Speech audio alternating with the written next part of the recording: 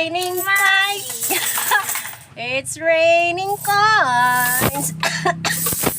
Good morning mga katropa. Sa araw na ito, itong ating pagkakaabalahan dahil magbubukas tayo ng aking mga alkansya. So dito ko pala nilalagay. Yan, sobrang bigat. Kaya eto, let's start. So first, unahin natin itong isa. Ang bigat. So dito natin ilagay.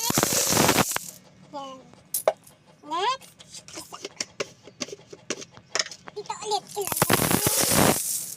Oh my God! Isang taong pag-iipon dahil mag-December. Oh. Buksan na natin. Supposed to be December ko ito. Bubuksan. Kaso, kailangan ko na siyang gamitin ngayon. May paggagamitan. Oh, kaya may mga ganito yung may nagpapabarya. So, nilalagay ko lang din dito. Oh my God, ang dami pala. Isang taong ipon.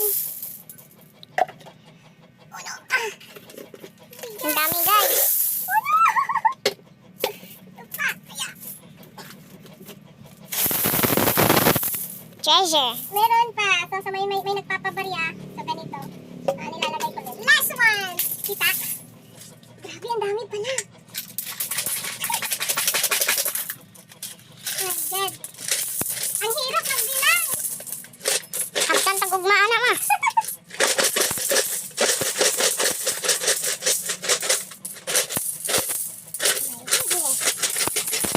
Oh. So yung isa, dalawa, tatlo, apat, lima, anim, pito, walo. Walong sisidlan, ganito kadami. Sa isang taon ko pag-iipon ng barya. So, ang mga baryang ito mga katropa ay galing sa piso wifi at sa mga pahangin namin sa compressor. Tapos, sa mga nagpapaload, nandyan din. Tapos, yung mga sa tindahan na napuno na yung lagayan ko ng mga barya. So, ito din. So, naiipon lang siya. Basta barya, nilalagay ko lang siya dyan. So, hindi natin akalain na ganito pala karami kapag mag-iipon tayo kahit piso-piso, 5-5 lang. So, mostly, mas marami po dito ang 5 pesos, tapos 1 peso, and then 10 pesos, tapos 20. Konti lang yung tagbe-20. So, ito mga katropa, kaya nagawa ko ang ganito kasi dati nanonood ako ng mga video na nag-iipon sila after 1 year. Tuwing December nila binubuksan. So, naiinggit ako. Hindi yung inggit na masama. Inggit na gusto ko rin magkaroon. Yung nai-inspire ako sa kanila. So, sinubukan ko ding mag-ipon ang mga barya. Tapos, kaya nga excited na ako dito sa part na ito dahil gusto ko nang bilangin lahat. At magkano kaya ito lahat-lahat. So, ngayon, pinaglilipat namin dito sa palanggana kasi hindi naman namin to matapos sa pagbibilang ngayong araw na ito dahil syempre may iba din tayong gagawin. At mahirap din fokusan kapag magbibilang ng ganyan kasi sobrang nakakangalay. Okay lang kung nakaupo ka sa table o ano, pero yung nasa lapag ka, ang hirap. Ang hirap talaga.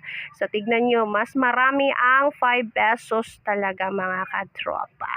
So, ngayon, ayan, hindi pa tapos si Bunso sa paglalagay ng mga barya sa palanggana. So, ayan, eto pa rin. Naglalagay pa rin kami sa palanggana. Ayan, tapos na rin. Nilagay namin sa palanggana lahat para maumpisahan na namin. So, ngayon, dito na part, mga katropa, ayan, mga 5 pesos yung kinukuha ni Bunso. Hinihiwalay muna namin. So, hindi muna kami nagbibilang dito dahil hindi talaga kayang bilangin kapag ganyan. So, ang ginagawa namin, pinaghihiwalay na namin. Ibabalik din namin sa mga sisidlan namin. Ibabalik namin yan. Pero, naka-arrange na. Yung tag 5 ay tag 5 lang. Piso lang.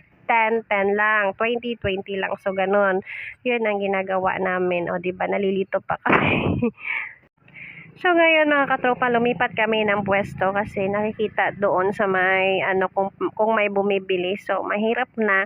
So, kailangan nandito kami sa patago na lugar. Nasa kwarto-kwarto kami ng mga bata. Chor. By the way, dito lang yan sa tindahan. Gusto ko sana sa bahay bilangin, kaso ang bigat, hindi namin yan kaya dalhin. So, dito pinagbubukod-bukod na namin, iniiba-iba namin yung tagpipiso, taglilima at tagtan at saka 20. Yung 20 sobrang konti lang ng 20 kasi alam nyo ang 20 ay gamit na gamit yan sa tindahan. Pag may magsusukli tayo, so kailangan ng 20, so gamit na gamit. Kaya hindi ako masyadong nakakaipon ng tagti 20. At dito na part talagang pagod na pagod na si Bunso. At dito naman, ayan, napuno na namin yung tagfa 5 pesos, isang garapon. O, ayan, talagang pagod na si Bunso. Nakakangalay pala. Okay, sana kung kagaya ng Maynila, meron machine doon na magbibilang ng barya. Ipasok mo lang yan doon. Tapos, ang isusukli sa'yo is buo. So, dito, mano-mano talaga tayo. Mahirap din pala mag-ipon ng barya, no? Ang hirap magbilang. So, ayan. Sinusob-sob na niya yung mukha niya. Kasi may pasok si kuya. O, tingnan. Kung saan-saan na siya nakasuot. Ayan. Yan palang nagawa namin. Pero ayan na. Wala, sumuko na yung isa. Mag-relax na daw kami muna. So, dito na part mga katropa, tinulungan ako ni asawa kaya ubos na ang pag-a-arrange namin. So, only ang gagawin natin bukas ay magbibilang na. So, ang tag 5, lagay dyan. Tag 5 tanan, kadaghan. Ayan, tag 5. Mas marami ang 5. Naghinay-hinay, nagkangit-ngit. 15. Yung 5 pesos. Ayan. Para kami mabadyaw dyan, diba?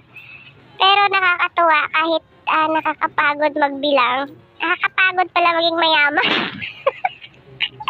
Pero nakakatuwa kasi, of course, hindi ka daw utang. Kung meron kang bibili na bagay, dyan mo na lang kukunin sa mga pinag-iipon-ipon mo na barya kaysa mangutang ka pa, diba? So, sabi nila, masama daw mag-ipon ng barya, pero mas masama yung wala kang ipon. Mas maganda talaga yung may madudukot ka sa tuwing may gusto kang bibilhin. Hindi mo kailangan iasa sa ibang tao o yung papangutang. Ano ba yan? Hindi na ako marunong magsalita. Kaya napuno na ang 1,000 pero nakakapagod talaga sobra. Ang sakit sa balakang, ang sakit sa paa, sa tuhod. Diba? Sobra nakakapagod. Tapos na kami sa tagpa 5. 11,000 ang 5. Ang tagpa 5. So, dito na naman kami sa tagti Wala ko 10. na sa akol 5. Ma-check lang natin. Check nga. Ayan na, tapos na namin nabilang ang tag 5, tag 10, at saka yung 20. So, bali, 18 to lahat ng nasa plastic. So, bali, 18,000. Yung piso, bukas na naman kasi nakakapagod. Ito yung mga piso, 3 garapon. Ayan, mga piso. See y'all tomorrow. Mga pita, kay sakit akong hawak. Kapoy, manday. Nakakapagod pala magbilang, no? Maayo sa Manila, binaw, kay naay machine dito ng ipanghulog rani mo ng barya, no? Tapos, wakwenta ratanan. Magawas na papel. Magkape tayo. Asan na kong kape?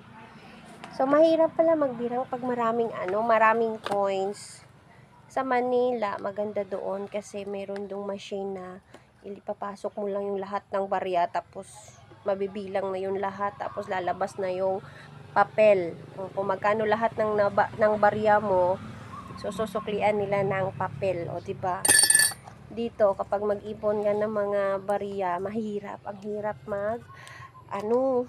So, kaninang umaga pa kami.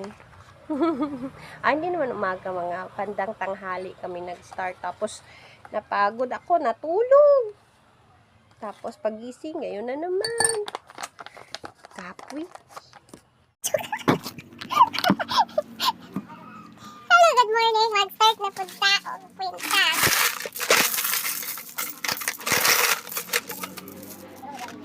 Pakuligo. Nara? Gahapon naka-yellow ko, karon naka-yellow. Pero lahi raguan, kari na bulak-bulak.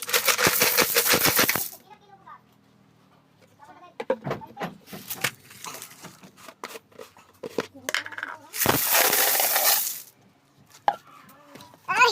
Pag-start na pagka! Oh my God, daghang pa man di ay ni.